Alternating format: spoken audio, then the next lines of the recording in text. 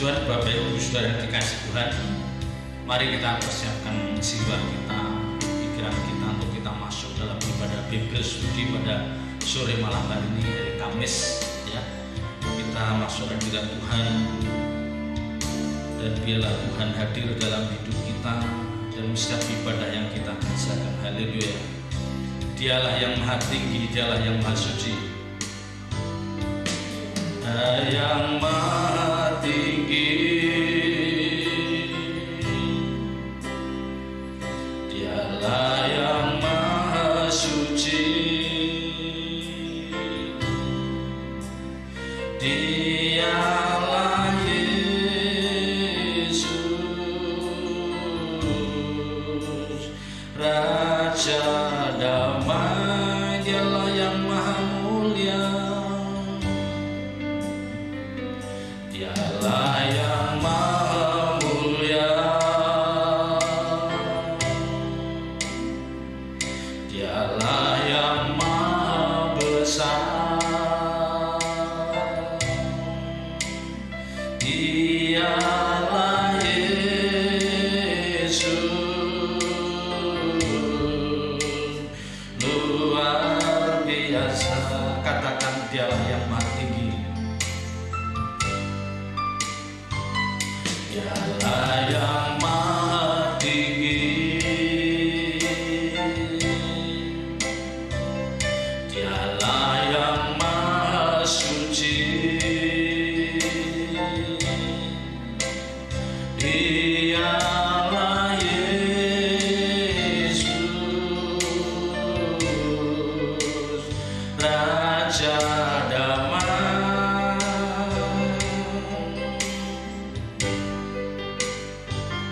dialah yang maha mulia,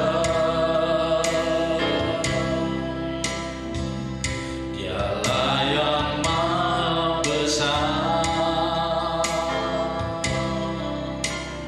dialah Yesus,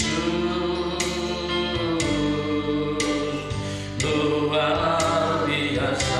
Kami bangga,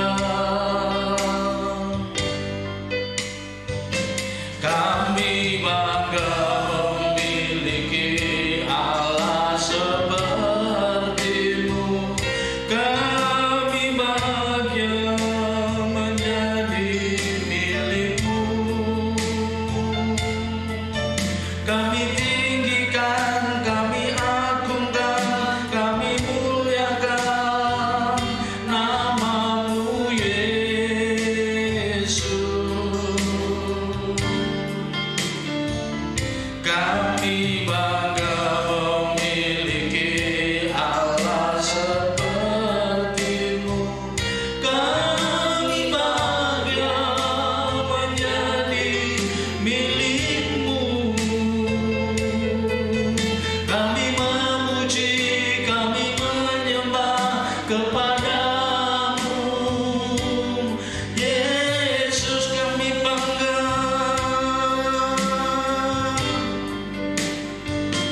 kami bangga memiliki Allah seperti-Mu.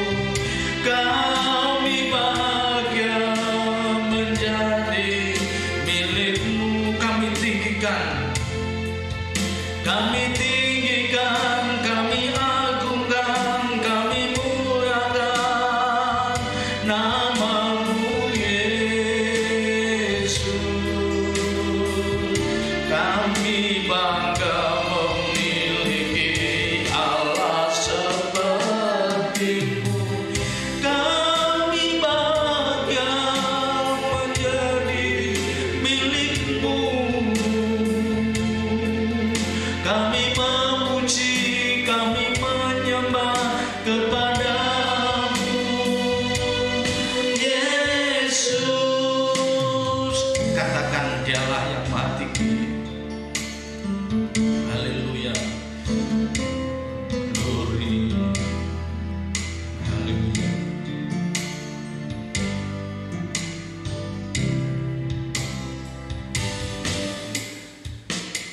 Dialah yang maha tinggi,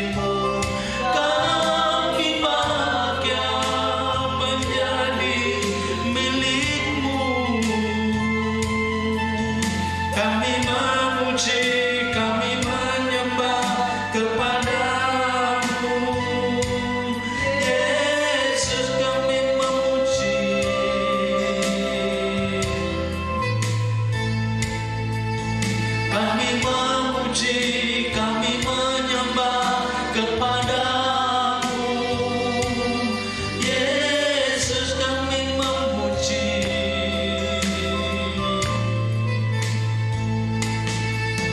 Kami memuji, kami menyembah kepadamu.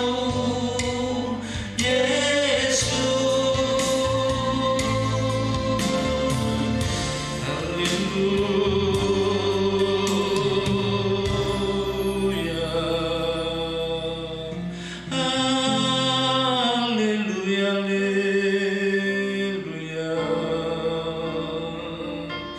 Kami bangga memiliki Allah seperti-Mu. Kami bangga menjadi milik-Mu. Glory,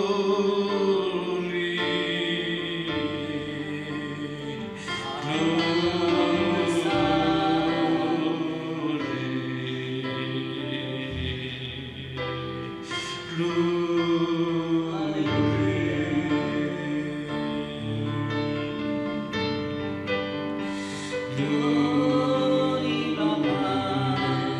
Siapa boleh naik? Haleluya.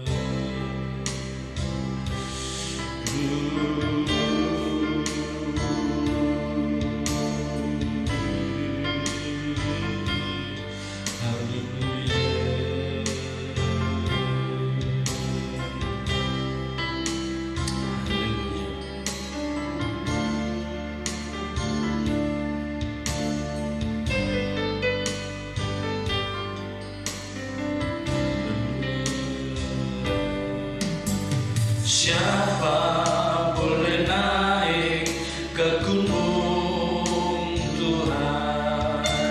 Siapa boleh datang menyembah Dia? Hanya orang-orang yang suci hatinya, yang rindu menyembah Dia. Siapa boleh?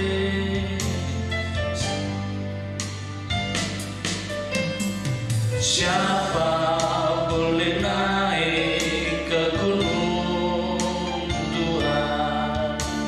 Siapa boleh datang menyembah Dia? Hanya orang-orang yang suci hatinya, yang rindu menyembah Dia. Sembah Yesus, sembah Yesus, sembahlah kekudusan nama-Nya. Sembah Yesus, sembah Yesus, ku angkat hatiku sembah Yesus. Sembah Yesus, sembah Yesus, sembahlah kekudusan nama-Nya. Sembah Yesus, sembah Yesus, ku angkat hatiku sembah Yesus. Sembah Yesus, sembah Yesus, sembahlah kekudusan nama-Nya. Sembah Yesus, sembah Yesus, ku angkat hatiku sembah Yesus. Ku angkat hatiku sembah Yesus. Ku angkat hatiku sembah Yesus.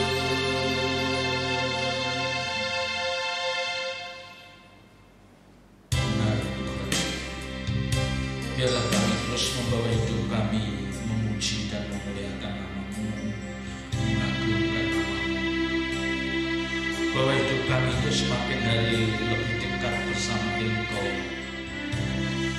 bahwa hidup kami itu semakin hari semakin mengasihi Engkau, dan lapar dan haus akan kebenaran firman-Mu, biar terus kami bangkitkan dari setiap hidup kami, karena itulah yang kami perlukan.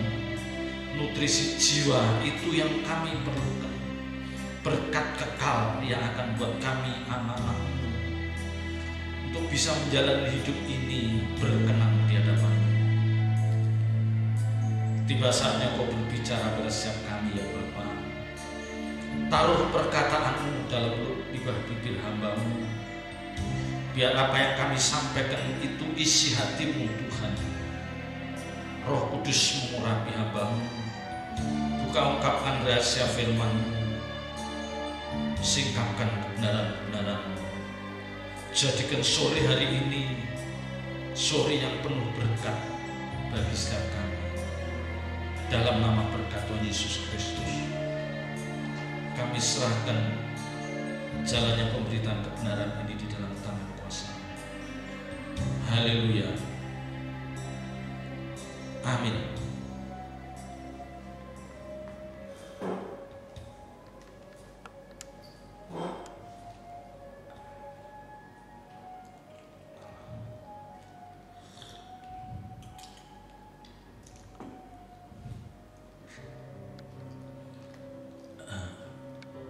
Bapak Ibu saudara dikasih Tuhan, seringkali kita mendengarkan kata belas kasihan. Jadi kata belas kasihan ini seringkali kita dengar, dan kata ini pula yang seringkali diucapkan oleh Tuhan Yesus. Tentu di balik ucapan Tuhan Yesus tentang belas kasihan ini pasti memuat satu pengertian yang luar biasa. Sekali lagi, kata belas kasihan ini sering diucapkan oleh Tuhan Yesus, khususnya selama pelayanannya. Dan tentu apa yang diucapkan oleh yang mulia Tuhan Yesus ini pasti ada manfaatnya. Ya, ada pelajaran-pelajaran rohani yang kita bisa dapatkan dari setiap apa yang diucapkan oleh Tuhan ini. Lewat apa yang sering diucapkan ini, kita bisa melihat bahwa Tuhan Yesus adalah sosok yang sangat memiliki rasa belas kasihan itu begitu kuat. Jadi perasaan belas kasihan yang ada di dalam diri Tuhan ini begitu kuat, berbeda dengan kebanyakan orang. Ini juga perasaan seperti ini juga yang mau ditularkan oleh Tuhan kepada para pengikutnya yang saat itu mengiringi dia kemanapun Tuhan Yesus melayani. Juga Bapak Ibu Saudara dan saya yang belajar kebenaran firman Tuhan, khususnya dari Injil. Jadi kalau Tuhan Yesus sering mengucapkan kata belas kasihan, itu bukan tanpa makna. Pasti ada satu tujuan yang mulia di balik ucapan yang mulia Tuhan Yesus ini. Dan supaya Bapak Ibu Saudara tahu, supaya Bapak Ibu Saudara memahami dan menyadari bahwa belas kasihan ini, perasaan belas kasihan ini, perasaan iba ini, itu tidak hanya terdapat pada diri orang percaya. Ya, jadi perasaan iba, perasaan belas kasihan ini tidak hanya dimonopoli oleh orang-orang percaya, orang Kristen saja. Orang di luar Kristen pun pasti dia ada rasa belas kasihan. Ya, bahkan mungkin mereka lebih kuat rasa belas kasihannya dibanding kebanyakan orang percaya. Seperti yang pernah saya sampaikan beberapa tahun yang lalu, saya melihat seseorang, ya, dia seorang pekerja, ya, dengan satu profesi yang sangat bagus. Dia menerima gaji per bulan itu kira-kira sekitar 7,5 juta kalau tidak salah. Ya, per bulan. Waktu itu kira-kira tahun 90 itu tinggi, sangat tinggi, 7,5 juta itu gaji resmi, belum nanti yang lain-lain. Nah, dari gaji yang sekian itu, karena dia itu memiliki rasa belas kasihan, dia itu bisa membawa uang ke rumahnya itu 2 juta, 2 juta 2,5. Ya, ini bukan orang Kristen, non Kristen. Dan semua orang di kantor itu tahu bahwa sosok ini orang yang penuh dengan belas kasihan.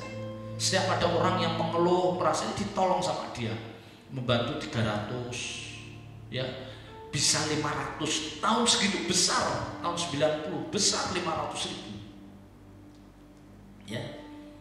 Dan dia membagi uang itu dengan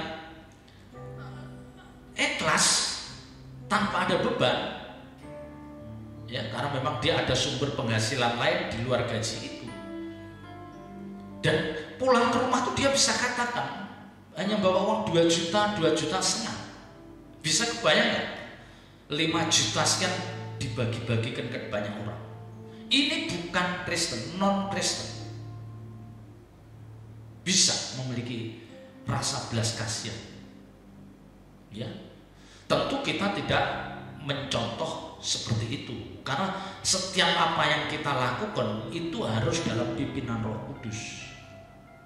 Ya, apalagi menyangkut uang yang cukup besar jumlahnya, itu kita harus berhikmat.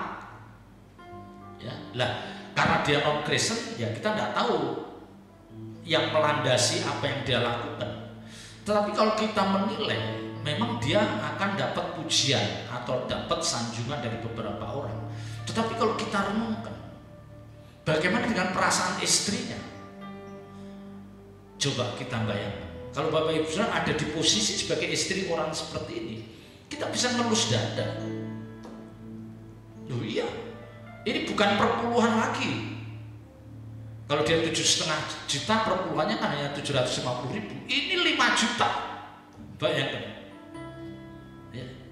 Nah, saya mengatakan hal ini, saya hanya mau menunjukkan bahwa ada orang di luar non-Kristen yang bisa melakukan hal seperti itu. Sekalipun ini kalau dilihat dari kacamata kebenaran firman Tuhan, belum tentu tepat yang dia lakukan.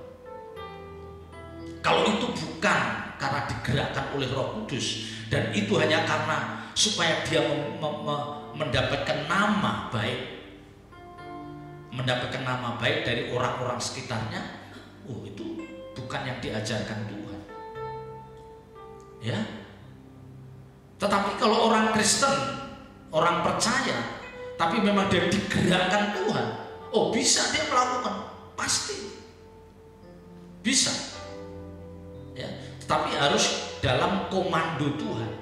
Jangan kita mengeluarkan uang kita, sekalipun kita punya uang banyak, misalnya 1M, terus kita ngasih orang 5 juta, 10 juta, 20 juta. Memang uang kita banyak, tapi masalahnya adalah ini dalam komando Tuhan atau tidak.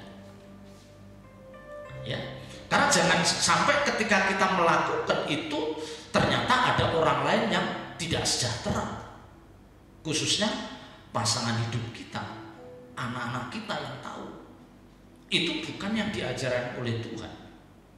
Ya, sekali lagi apa yang saya sampaikan ini, saya hanya akan menunjukkan bahwa belas kasihan itu juga dimiliki oleh orang-orang non-Kristen. Ya. Dan setiap orang, saya katakan, setiap orang itu pasti memiliki rasa belas kasihan.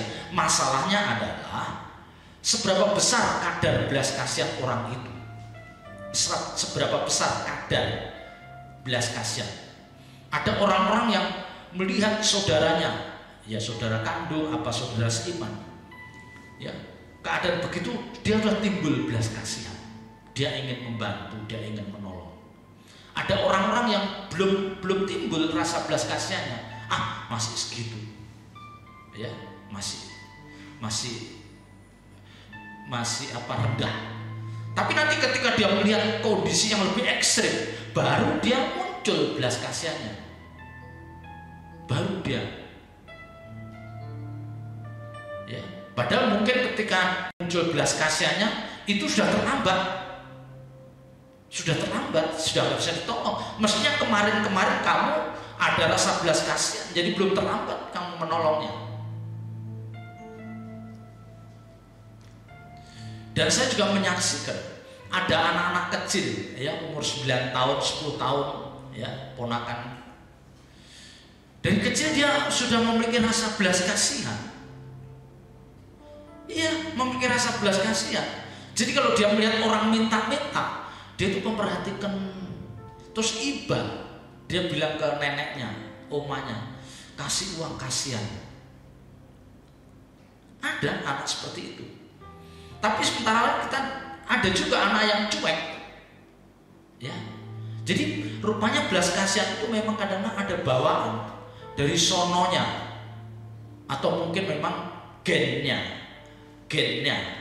Jadi orang tuanya, neneknya memang orang-orang yang memiliki belas kasihan yang kuat, dan nanti bisa pulang seperti itu. Ya. Jadi belas kasihan ini penting kita pahami, dan setiap orang percaya harus memiliki rasa belas kasihan ini. Ya, yang di depan saya katakan, peragaan hidup Tuhan Yesus itu selama dalam pelayanan, di mana disertai para murid-muridnya, dia seringkali melakukan hal itu. Dan tentu apa yang diucapkan oleh Tuhan bukan tanpa maksud, pasti ada tujuannya. Dan ketika Tuhan Yesus mengatakan belas kasihan, itu pasti diikuti dengan apa? Tindakan nyata. Nah, ini yang berkualitas. Ada orang-orang yang memiliki rasa belas kasihan tetapi berhenti di mulut. Aduh, aku kasihan aku lihat ibu itu, kasihan aku lihat keluarga itu, ya, kasihan aku lihat anak itu. Ya, mulutnya yang bilang belas kasihan, tapi tidak melakukan apapun.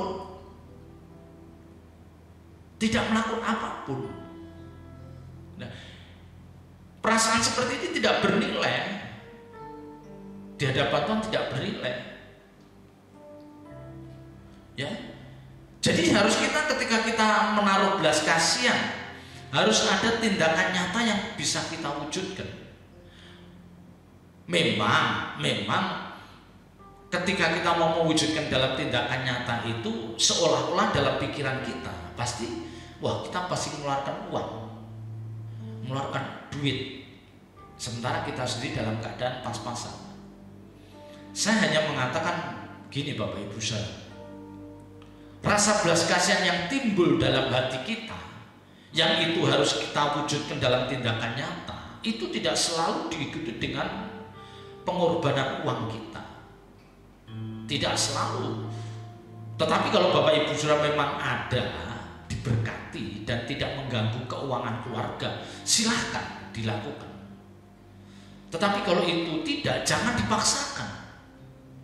Jangan dipaksakan yang akhirnya nanti justru merepotkan diri kita. Kita nggak punya tabungan, anak-anak kita keperluannya banyak, suami kita pekerjaannya swasta, yang kadang up and down, kadang dapat 1 juta, nanti nggak dapat. Ya, berapa bulan nggak dapat, nanti dapat lagi 5 juta, nanti beberapa bulan nggak dapat. Ya, kalau suaminya seperti ini, ya istri harus pinter-pinter nyimpen duit, nabung. Jangan kita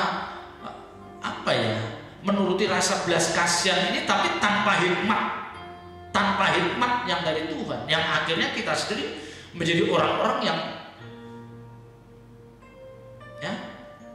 yang repot. Kita sendiri ternyata juga masih kurang. Jadi rasa belas kasihan ini harus dalam pimpinan Roh Kudus. Maka di depan saya katakan, jangan melakukan ini karena untuk nilai diri. Jangan melakukan belas kasihan ini untuk nilai diri, supaya dianggap, wah, ini lebih murah hati, ya, lebih perhatian dibanding saudara yang lain. Jangan. Ini menjebak saudara yang akhirnya sudah terseret dalam pusaran kehidupan yang menyulitkan saudara sendiri. Memang belas kasihan harus ada di dalam diri setiap orang percaya, tetapi semua itu harus dalam pimpinan Roh Kudus. Ya, karena di depan saya katakan, belas kasihan yang kita nyatakan dalam bentuk tindakan tidak tidak selalu dalam bentuk uang jumlah besar. Bisa itu mungkin benda. Kita punya beras 30 kilo, kita kasih 5 kilo, ya, karena kita dari kampung dapat beras banyak. Ya, kita dari kantor dapat pembagian minyak goreng, sementara kita di rumah sudah punya minyak goreng, kita bagi tetangga. Gula bisa, ya, bisa juga kita nemenin mereka berobat karena sakit, anak-anaknya, menantu gak ada, kita temenin dia berobat pakai mobil kita. Itu wujud nyata dari belas kasihan kita. Mobil kita pinjemkan, ya, kita mendampingin mereka saat anak-anaknya nggak ada, menantunya nggak ada, orang tua ini sendirian, kita merelakan diri mendampingin mereka. Kalau perlu kita siapkan makanannya. Itu wujud belas kasihan. Ya, tidak perlu kita harus habis-habisan dengan uang kita. Konyol ini.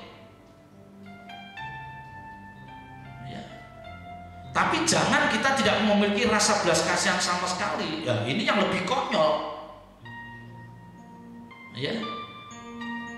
Jadi rohaninya mati, tuli, tidak bisa lihat, tidak melihat Lazarus yang dihadirkan Tuhan di dalam hidup mereka. Nah, ini juga konyol. Ya. Beberapa kali Tuhan Yesus menyatakan belas kasihan. Misalnya di dalam Matius pasal 9 ayat 36, ya. Belas kasihan dia melihat orang banyak, ya. Belas kasihan Tuhan timbul, ya, lihat orang banyak itu karena mereka adalah lelah.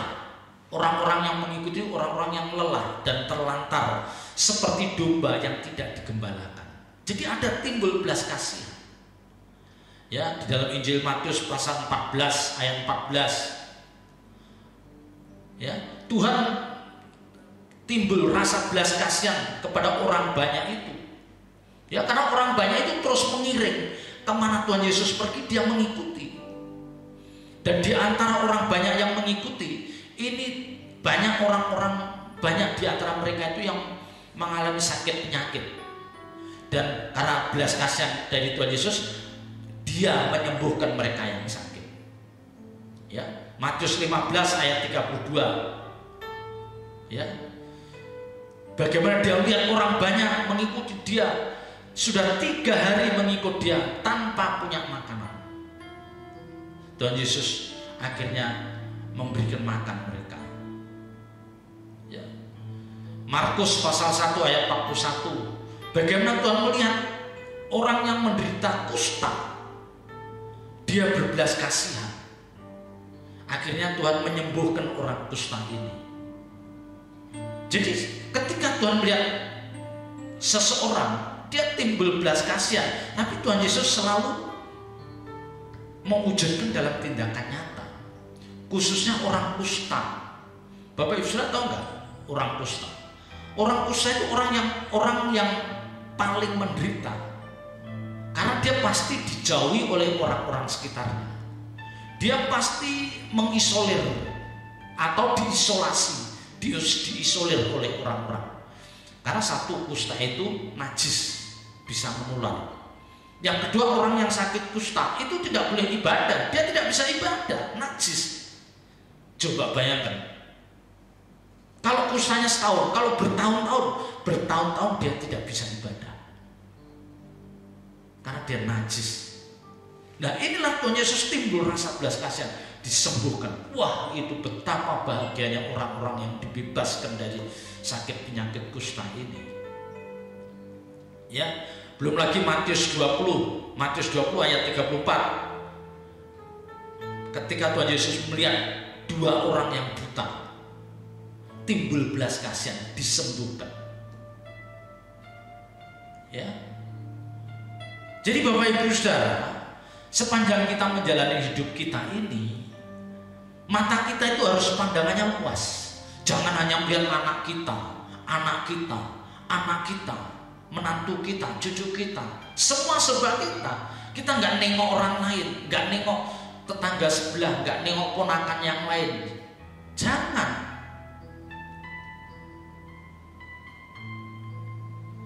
Jadi jangan kita bersembunyi di balik persoalan hidup yang kita alami, sehingga akhirnya kita tidak pernah berbelas kasihan pada pihak manapun juga, kecuali buat anak, menantu, cucu. Udah gitu aja. Padahal setiap kita itu nggak mungkin persoalan hidup ini akan berhenti. Tidak mungkin. Anak yang satu kita tolong, nanti anak yang satu, cucu yang satu kita cucu, nanti terus saja. Akhirnya kita sama sekali tidak melakukan. Tidak ada wujud tindakan nyata kita untuk orang lain. Tidak ada. Tidak ada. Ya. Tindakan nyata kita kalau hanya sebatas untuk anak, cucu, menantu, itu tidak bernilai. Tidak. Bukan kok nggak boleh, ya harus. Tapi itu orang di luar Kristen pun juga begitu. Namanya sama anak, nama sama anak cucu, sama menantu, pasti gitu. Tetapi terhadap orang lain gimana kita? Lazarus yang dihadirkan Tuhan di dalam hidup kita, bagaimana kita menyikapi hal ini? Ya. Lukas 7 ayat 13, bagaimana belas kasihan Tuhan Yesus kepada janda itu karena dia kehilangan anaknya yang muda di Naim. Janda ibunya sangat menderita, berbelas kasihan, dibangkitkan. Ya. Jadi mari Bapak Ibu Saudara, mata kita memiliki pandangan yang luas. Lazarus yang dihadirkan Tuhan di dalam hidup kita, jangan luput, jangan terlepas dari pengamatan kita. Justru itu dihadirkan di dalam hidup kita, itu untuk menguji seberapa kuat belas kasihan kita terhadap mereka. Sekali lagi, kalau kita hanya berjuang, kita hanya berkorban untuk anak, cucu, menantu, tidak bernilai. Ya. Kalau kita berjuang untuk orang lain, ponakan jauh, untuk orang tuanya saudara, itu baru. Ya. Tetapi lebih parah lagi kalau orang tidak berjuang untuk anaknya, itu parah. Itu parah. Ya, bukan berarti menyiapkan uang sebanyak-banyak untuk anak. Masa depan anak harus kita persiapkan, khususnya masalah rohaninya, karakter anak-anak kita harus kita persiapkan. Jadi ada orang-orang tertentu yang memiliki rasa belas kasihan yang kuat dibanding orang lain, dan ini bisa saya katakan ada yang memang bawaan, memang dia keturunannya dari orang-orang yang mudah berbelas kasihan. Ya. Puji Tuhan, saya termasuk, orang tua saya termasuk orang yang memiliki rasa belas kasihan yang cukup membanggakan. Ya, dan itu saya merasakan. Ya. Tentu orang tua Bapak Ibu saya tentu juga seperti itu, tetapi saya memiliki kesaksian orang tua saya sendiri. Ya, kita rela ya untuk setiap orang yang hadir di rumah itu pasti makan. Ya, paling tidak semua ditawarin makan, ya, karena itu yang bisa kita lakukan. Tapi itu membuat mereka juga happy juga. Jadi masalah belas kasihan itu tidak ditentukan apakah dia kaya atau tidak kaya. Enggak. Wah, nanti aku masih pas-pasan, nanti kalau saya kaya. Jadi di mulutnya itu aja berjanji, nanti kalau saya diberkati, nanti kalau kita kaya. Orang-orang seperti ini tidak pernah berbuat untuk orang lain. Nanti kalau saya diberkati, nanti kalau saya nanti Anda tidak akan pernah berbuat. Ya. Itu kan hanya Anda akan bersembunyi di balik sifat pelit saudara. Seberapa yang kita ada 50.000, 20.000, 20.000. Jangan semuanya itu dinanti. Kalau nanti ada, kalau enggak,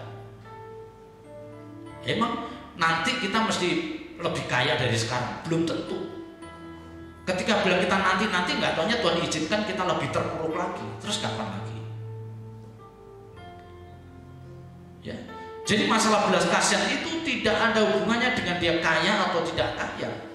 Ada orang-orang yang kaya tapi memang dasar dia tidak memiliki rasa belas kasihan. Bisa. Dia orang-orang yang pas-pasan tapi dia memiliki rasa belas kasihan yang kuat. Bisa. Ya, Orang yang memiliki rasa belas kasihan yang kuat itu akan lebih mudah mewujudkan dalam tindakan nyata. Kalau rasa belas kasihan yang kuat, dia akan mudah menunjukkan dalam perbuatan nyata dibanding dengan orang yang tidak kuat. Ya, sekali lagi, orang percaya harus memiliki rasa belas kasihan seperti yang ditunjukkan oleh Tuhan Yesus. Karena rasa belas kasihan ini adalah salah satu karakter ilahi. Ingat, rasa belas kasihan adalah salah satu karakter ilahi. Dan saya akan katakan, orang-orang yang memiliki rasa belas kasihan yang kuat dan sering diwujudkan dalam tindakan nyata dalam hidupnya, sulit untuk masuk neraka. Catat. Orang-orang yang memiliki rasa belas kasihan yang kuat dan diwujudkan dalam tindakan nyata, sulit untuk masuk neraka. Sulit. Ya. Jadi jangan menyepelekan hal ini. Saya ngomong begini di tengah-tengah kondisi keadaan kita yang sulit, di tengah pandemi corona, semua orang sulit mengalami kesulitan. Semua orang mengalami masalah keuangan. Tetapi jangan karena itu kita tidak berbuat sama sekali. Jangan karena itu kita tidak berbuat sama sekali. Anda jahat. Ya, saya katakan hal ini. Justru nilai tindakan kita akan sangat bernilai ketika kita melakukannya dalam kondisi pas-pasan. Ingat, ketika orang kaya mempersembahkan uang banyak, tetapi ada janda yang mempersembahkan yang dia miliki, Tuhan Yesus katakan, janda ini mempersembahkan lebih baik daripada orang itu. Dia mempersembahkan seluruh apa yang dimilikinya dipersembahkan. Tapi orang kaya itu mempersembahkan sebagian dari apa yang dia miliki. Ya, Bapak Ibu harus memahami hal ini. Jangan menunggu nanti aku diberkati, nanti gajiku naik. Jangan. Anda tidak akan pernah berbuat apa-apa. Nah, yang menjadi masalah adalah ada orang-orang yang seringkali menaruh curiga terhadap orang lain. Ya, memang ini menjadi fakta. Ketika Bapak Ibu Saudara sering melakukan perbuatan baik, membantu orang, menolong orang, dari 10 misalnya, dari 10 yang saudara tolong itu, mungkin ada 1 atau 2 orang itu yang memanfaatkan kebaikan saudara. Itu pasti ada. Coba renungkan, Bapak Ibu Saudara sering bantu orang, menolong, pinjam uang, ngasih uang, apapun. Dari 10 orang yang Bapak Ibu Saudara tolong, mungkin ada 1-2 orang yang dia tidak pantas kita tolong. Misalnya dia memanfaatkan, karena kita murah hati, dia memanfaatkan murah hati kita. Karena kita memiliki harta banyak, dia memanfaatkan. Ya, sudah kita punya uang banyak, kita murah hati. Ada orang-orang yang memanfaatkan. Ya. Tetapi saya katakan Bapak Ibu Saudara, jangan karena ada 1-2 orang yang pernah membuat Anda tidak nyaman, sehingga Bapak Ibu Saudara akhirnya kapok berbuat baik, akhirnya tidak berbuat sama sekali. Jangan. Nyesel aku, ternyata aku ditipu si A. Nyesel aku ternyata ditipu si B, dia ternyata uangnya untuk foya-foya, uangnya untuk ini, untuk itu. Ya. Sementara 8 atau 6 orang yang ditolong itu benar-benar tepat, kita menolong itu tepat. Jadi jangan karena 1-2 orang yang mengecewakan kita ketika kita membantu, kita menolong, sehingga kita tidak melakukan sama sekali. Itu salah. Salah itu. Kalau kita mau menolong saja. Kalau kita toh akhirnya dikecewakan, itu urusan dia dengan Tuhan. Jangan sampai ketika kita dikecewakan dengan orang, itu mematikan naluri kita untuk berbelas kasihan. Nah, ini kita yang terjebak. Kita terjebak. Ya, Bapak Ketua Sinode kita mengatakan, kita bantu, kita sekitar 1.800 hamba Tuhan dibantu. Tentu dari sekian ribu itu ada hamba-hamba Tuhan yang nakal, ya, pasti ada yang nakal. Ya hamba Tuhan, ya gereja dibantu. Tentu ada hamba-hamba Tuhan yang nakal, yang nggak jujur ya. Tapi jangan karena ada misalnya 10-20 orang, terus kita nggak bantu ribuan itu dihentikan bantuannya. Jangan, tetap kita bantu. Nah itu saya dapat pelajaran yang baik. Lebih baik kita itu dirugikan orang daripada kita merugikan orang. Lebih baik kita dikecewakan orang daripada kita mengecewakan orang lain. Itu lebih baik. Kalau kita tidak ada belas kasihan, kita tidak bisa menolong orang lain yang mestinya kita tolong, yang biasanya kita tolong. Terus akhirnya kita nggak menolong karena kita pernah dikecewakan orang lain. Orang yang biasa kita tolong kecewa dia. Ya ampun, kenapa ya? Padahal dia benar-benar tulus, dia nggak mampu dan perlu kita bantu. Ya, jadi jangan kita takut dikecewakan orang lain sehingga kita tidak berbuat apa-apa. Ingat, jangan karena kita takut dikecewakan orang lain sehingga kita tidak berbuat apa-apa. Kita mematikan naluri kita untuk kita menjadi berkat. Kita membunuh rasa belas kasihan yang ada di dalam diri kita karena pernah dikecewakan orang. Jangan Bapak Ibu saudara. Di mana-mana kita akan selalu ketemu orang-orang yang bengkok hatinya. Pasti ketemu orang yang bengkok. Kita sudah baik, kita sudah tulus, kita sudah all out bantu, dia ternyata bengkok. Tapi jangan karena ini kita nggak pernah nolong orang. Waduh, kita jadi ikut bengkok. Ya, tetapi sekali lagi hikmat kita harus kita pakai. Hikmat kita, akal kita melakukan ini dasarnya untuk Tuhan, dasarnya untuk kemuliaan Tuhan. Alkitab katakan baik makan, minum atau melakukan apa saja, lakukanlah itu untuk kemuliaan Tuhan. Ya, jadi jangan berurusan, aku nanti ditipu, akhirnya kita nggak berbuat apa-apa. Ya. Jadi belas kasihan itu pada dasarnya adalah respon seseorang atas keadaan atau peristiwa yang dia saksikan. Ya, belas kasihan itu adalah respon seseorang ketika dia mendengar sesuatu atau dia menyaksikan peristiwa itu secara langsung dan dia tidak rela kalau orang itu tidak nyaman. Jadi dia tidak rela, aku nggak rela kalau dia tidak nyaman, aku tidak rela kalau dia menderita. Maka timbul belas kasihan kita dan kita wujudkan dalam tindakan nyata kita.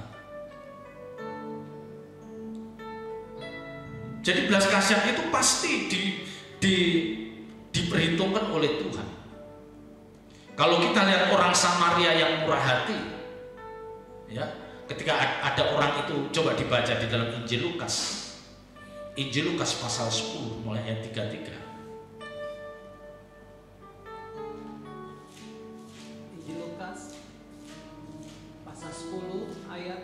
Mulai ayat 33. Lalu datang seorang Samaria yang sedang dalam perjalanan ke tempat itu, dan ketika ia melihat orang itu, tergeraklah hatinya oleh belas kasihan.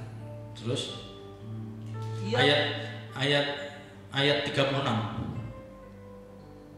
37. Terus siapakah di antara ketiga orang ini menurut pendapatmu adalah seorang manusia dari orang yang jatuh ke tangan penyamun itu?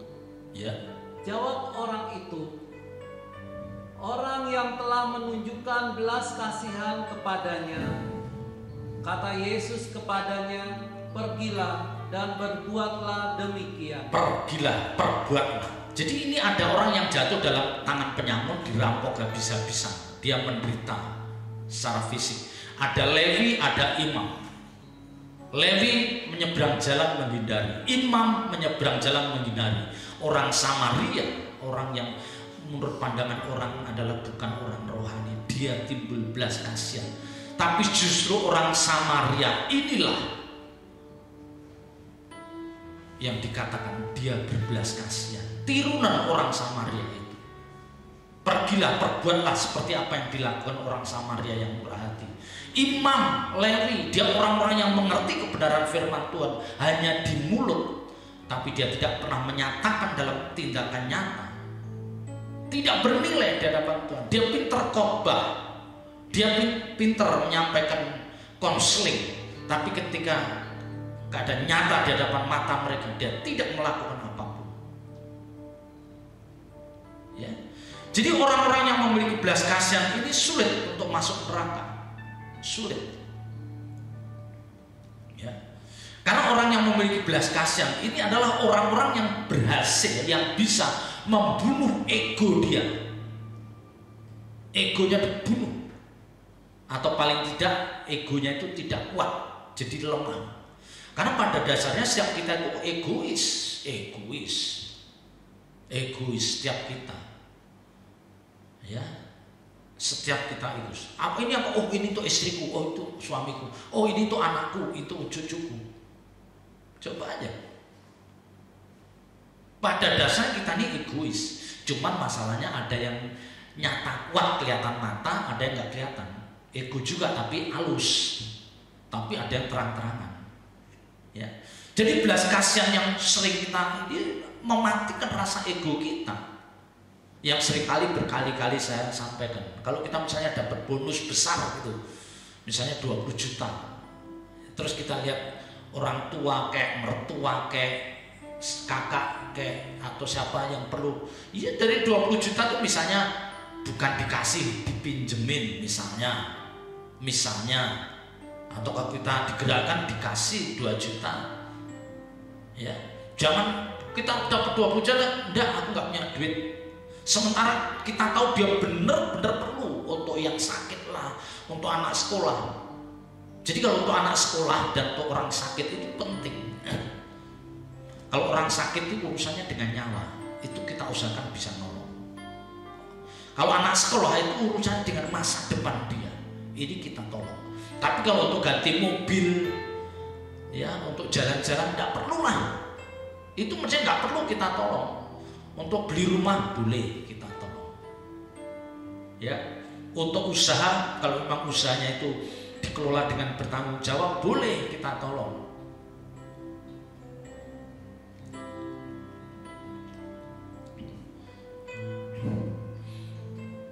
Coba Bapak Ibu Saudara kita lihat di dalam Injil Matius pasal 9. Nah, di sini saya akan masuk. Injil Matius pasal 9. Ayat Injil Matius pasal 9 mulai ayat yang ke 9. Setelah Yesus pergi dari situ, ia melihat seorang yang bernama Matius duduk di rumah cukai. Lalu ia berkata kepadanya, "Ikutlah aku." Maka berdirilah Matius lalu mengikut dia. Kemudian ketika Yesus makan di rumah Matius, datanglah banyak pemungut cukai dan orang berdosa dan makan bersama-sama dengan dia dan murid-muridnya. Pada waktu orang Farisi melihat hal itu, berkatalah mereka kepada murid-murid Yesus, "Mengapa gurumu makan bersama-sama dengan pemungut cukai dan orang berdosa?" Yesus mendengarnya dan berkata, "Bukan orang sehat yang memerlukan tabib, tetapi orang sakit. Jadi pergilah dan pelajarilah arti firman ini. Yang kukehendaki ialah belas kasihan dan bukan persembahan. Karena aku datang bukan untuk memanggil orang benar, melainkan orang berdosa." Bapak Ibu Saudara tentu tahu cerita ini, tetapi pada kesempatan ini yang kita garis bawahi adalah ayat 13. Jadi pergilah dan pelajarilah arti firman ini. Yang kukehendaki ialah belas kasihan dan bukan persembahan. belas kasihan dan bukan persembahan. Semua orang tahu di dalam Alkitab namanya pemungut cukai itu identik dengan orang berdosa. Di perikop ini dikatakan pemungut cukai itu orang berdosa. Kenapa pemungut cukai itu identik dengan orang berdosa? Karena pemungut cukai itu dia melakukan tugasnya, dia seringkali memungut dari yang seharusnya.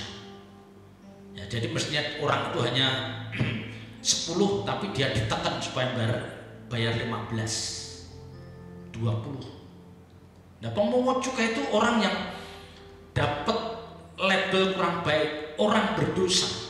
Memang dia kaya, nggak ada pemungut cukai nggak kaya, karena tugasnya yang ngambilin pajak. Kalau sekarang itu pajak dia cukai dan dia ada.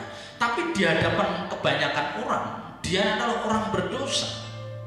Nah, Tuhan Yesus dekat dengan pemungut cukai, itu timbul belas kasihan.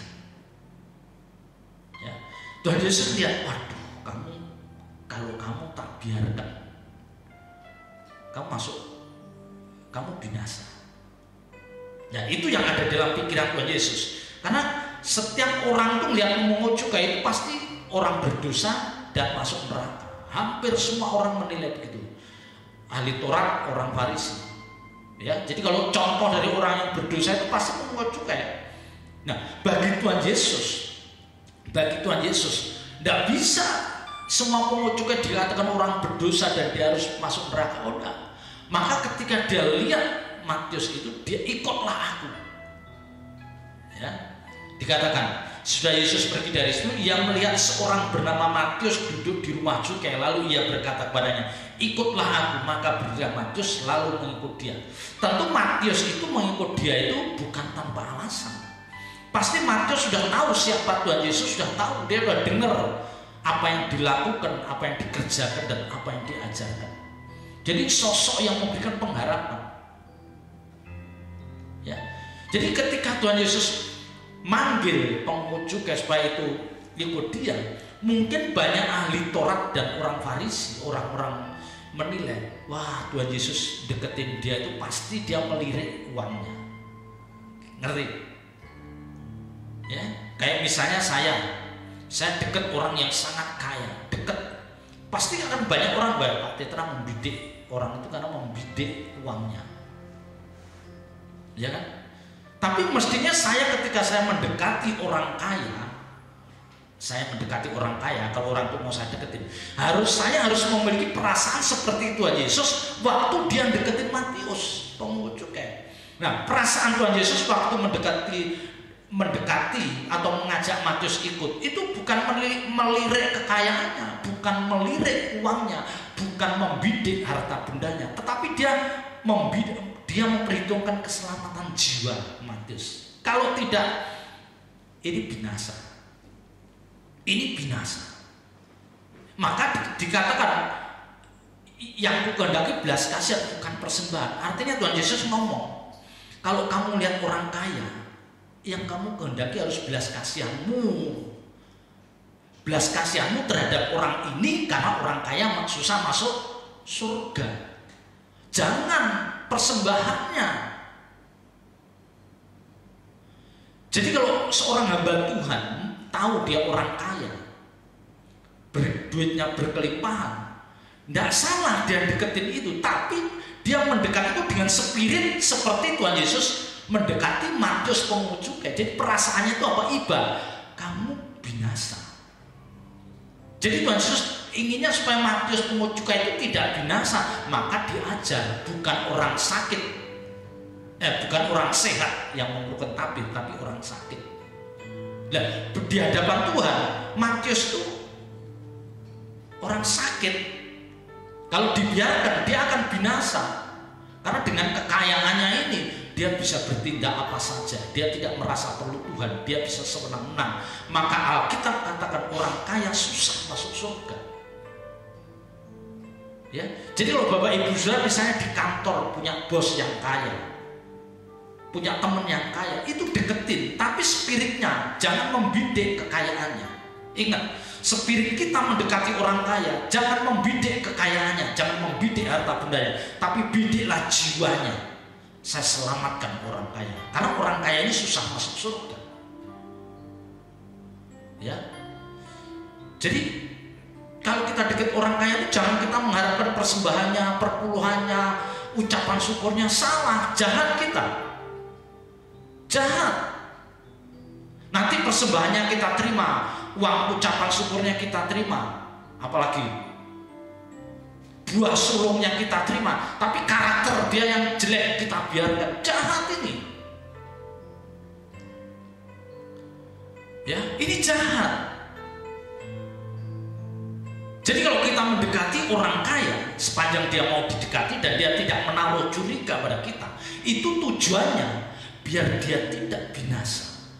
Aku timbul belas kasihan karena kamu kalau tidak saya ajar, kamu binasa. Nah, jadi spirit perasaan ini yang ada pada diri Tuhan Yesus ketika dia memanggil Matius orang pemungut cukai itu. Dan spirit seperti itu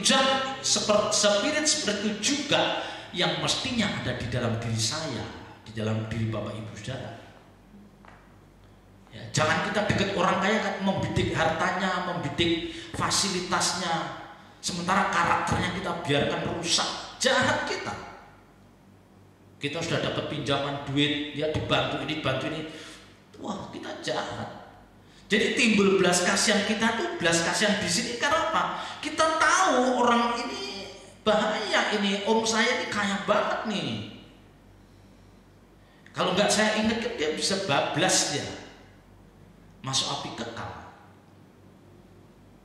Ya, maka Tuhan Yesus dikatakan dengan jelas, ya. Yang kukehendaki ialah belas kasihan. Itu ditujukan pada orang Farisi ahli Taurat. Yang kukehendaki belas kasihan. Jadi kamu memiliki belas kasihan terhadap orang-orang yang kaya, bukan persembahannya. Jangan membidik persembahannya. Ya. Jadi ini yang harus menjadi pemahaman kita. Saya yakin di lingkungan Bapak Ibu Saudara pasti banyak orang-orang yang kaya atau cukup kaya atau orang mampu, tetapi dengan karakter yang kurang baik atau karakter yang buruk, dan kalau dibiarkan bablas dia masuk neraka. Sementara orang itu baik sama saudara, apakah itu om saudara atau ponakan saudara, baik sama saudara, tapi saudara yang mengerti kebenaran tidak berani mengucapkan kata ini, hanya takut melukai perasaannya. Jangan takut, sepanjang kita tidak membidik uangnya, jangan takut kita. Ya, saya katakan, saya kalau lihat orang-orang kaya, makanya saya katakan pada salah satu saudara, aduh saya nggak bisa terlalu dekat ya, karena dia udah terlalu kaya.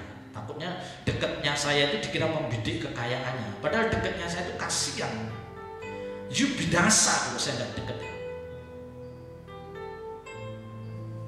Ya, ini harus dipahami, karena memang Alkitab katakan orang kaya susah masuk surga. Tetapi bukan berarti kita membiarkan semua orang kaya masuk neraka. Kalau itu saudara kita, om kita, ponakan kita, adik kita. Jangan begitu Bapak Ibu Saudara. Jangan begitu. Ya. Jadi belas kasihan yang ditunjukkan oleh Tuhan Yesus ketika dia memanggil Matius pemungut cukai yang adalah orang kaya, itu motivasinya menyelamatkan jiwanya, bukan membidik kekayaannya. Mari kita memiliki perasaan yang sama. Kita dekat orang, kita mengasihi jiwa. Nasib kekalnya yang kita ratapi. Kita terus terang. Kamu kalau nggak berubah kamu binasa. Kita harus berani mengatakan, you nggak berubah binasa. Jangan kita kamu binasa, jangan gitu. Kalau you tidak berubah, binasa. Kan kita ngomongnya kalau tidak berubah, kita tidak menghakimi. Ya, tapi kalau kita yakin bahwa dia di rel yang salah, tapi kalau rel abu-abu ya jangan. Tapi yang penting semua orang-orang yang kita kasih didorong supaya mereka mengasihi Tuhan.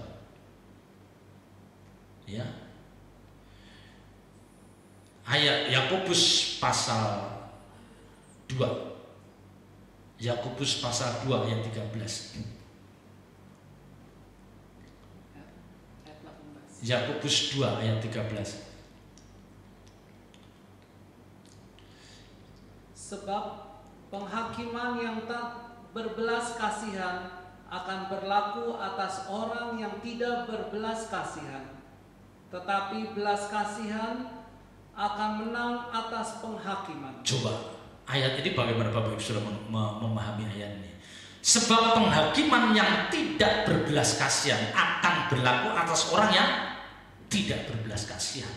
Coba, ketika Bapak Ibu saudara tidak memiliki belas kasihan sedikit pun ketika di dunia ini, artinya Bapak Ibu saudara tidak pernah berbuat untuk orang lain, mencurahkan membagi harta kita, milik kita atau orang lain, belas kasihan kita nggak ada. Nanti kita dihakimi dengan cara yang tidak berbelas kasihan.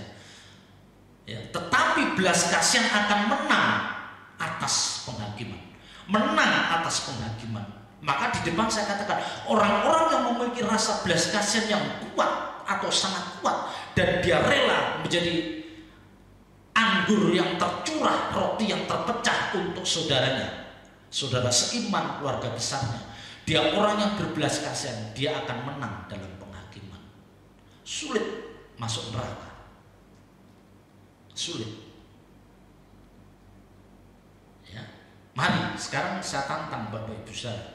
Mari kita mengoreksi hidup kita, dan saya juga mengoreksi hidup saya sendiri. Apakah selama ini saya sudah menunjukkan bahwa saya sebagai orang-orang yang cukup berbelas kasihan atau kurang berbelas kasihan? Saya akan mengoreksi hidup saya, dan saya harap Bapak Ibu saudara juga berani mengoreksi hidup Bapak Ibu saudara. Waktu yang tersisa ini mari kita gunakan untuk memperbaiki peragam hidup kita. Kita jangan egois. Ya, memang di dalam 2 Timotius 3 dikatakan orang akhir zaman egois, ingin menang sendiri, bla bla bla bla, keadaan akhir zaman. Tetapi bukan berarti kita terseret. Jangan. Di dalam kondisi yang susah seperti sekarang ini, ya, dengan COVID, pandemi COVID ini hampir semua merasakan. Orang hidup dengan gaji murni. Kalau dulu dapat bonus, ya, dapat sampingan, dapat ini. Sekarang kita tidak, bahkan gaji dipotong 25% lah, 50% lah. Untung kita tidak di PHK, untung kita tidak di PHK misalnya. Tapi jangan karena keadaan seperti ini kita tidak bisa menunjukkan rasa belas kasihan kita. Jangan.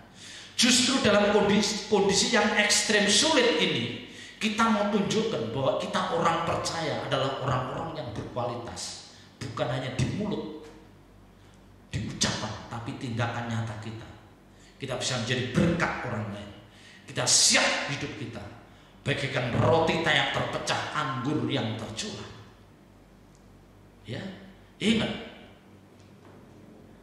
belas kasihan akan menang atas penghakiman. Meteraikan kebenaran ini. Belas kasihan akan menang atas penghakiman. Belas kasihan akan menang atas penghakiman. Ya, jadi ketika Bapak Ibu sudah dihakimi, kalau sudah berbelas kasihan, tenang.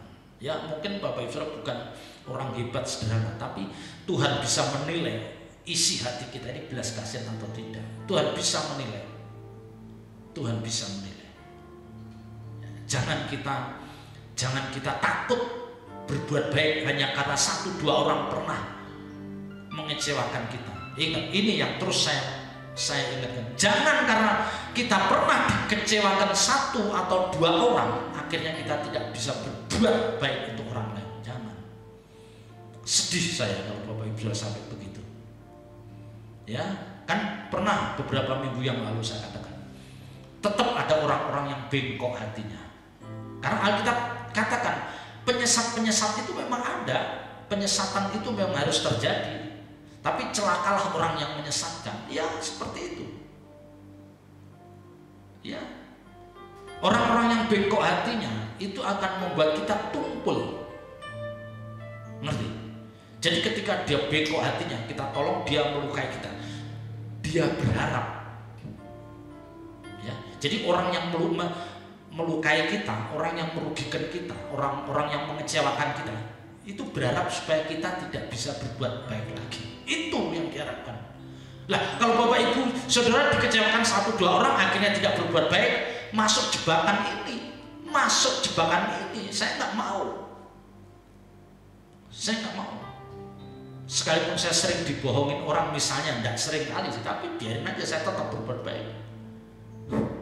Jangan sampai orang merugikan saya, mematikan naluri saya yang sudah baik ini untuk berbuat baik. Jangan, rugi kita, rugi.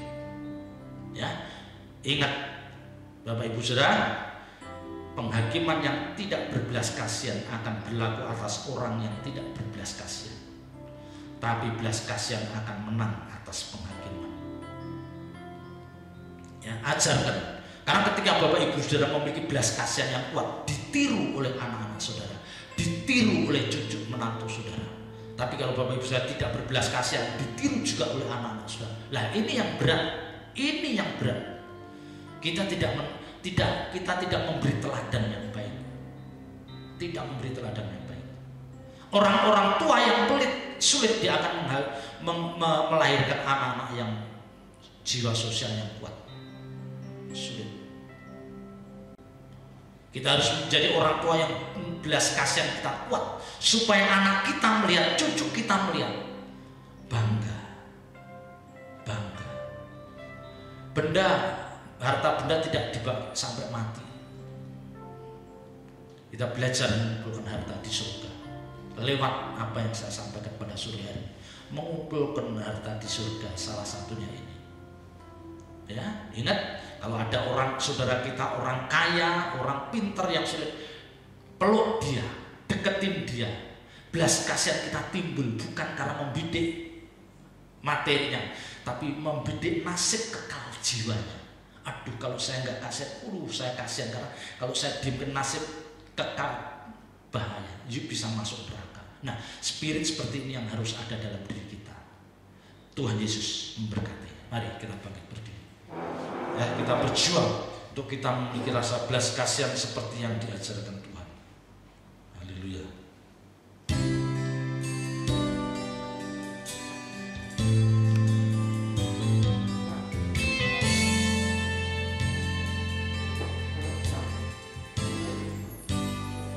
Kami memuji Tuhan.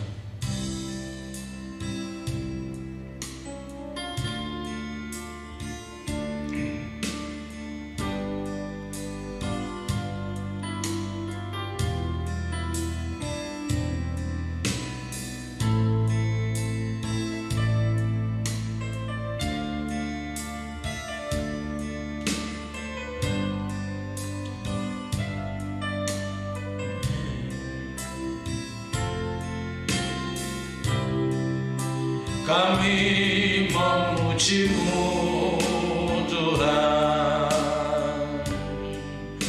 kami menyembah-Mu Tuhan, muliakan keagungan nama-Mu, sembah sujud, haleluya.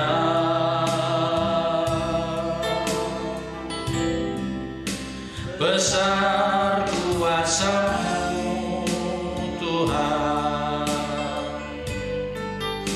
besar anugerah-Mu Tuhan, tak terukur betapa limpahnya segala berkat kebaikan-Mu. Kami memuji-Mu, kami memuji-Mu Tuhan, kami menyembah-Mu Tuhan, muliakan keagungan nama-Mu, sembah sujud, haleluya. Besar kuasa-Mu, besar kuasa-Mu Tuhan, besar anugerah-Mu Tuhan, tak terukur betapa limpah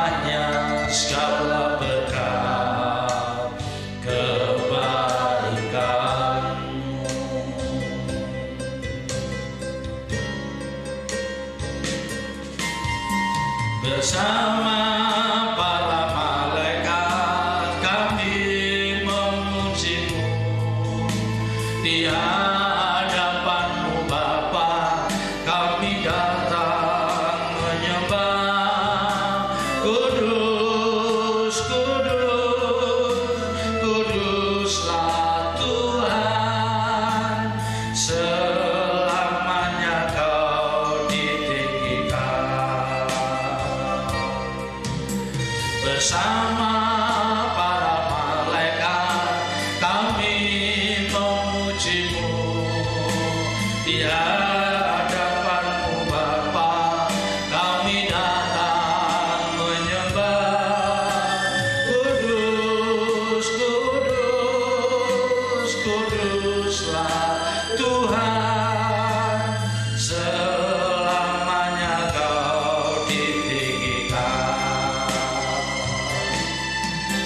Bersama para malaikat kami memuji-Mu. Di hadapan-Mu Bapa kami datang menyembah. Kudus, kudus, kuduslah Tuhan, selamanya Kau ditinggikan. Selamanya Kau ditinggikan, selamanya, selamanya Kau ditinggikan.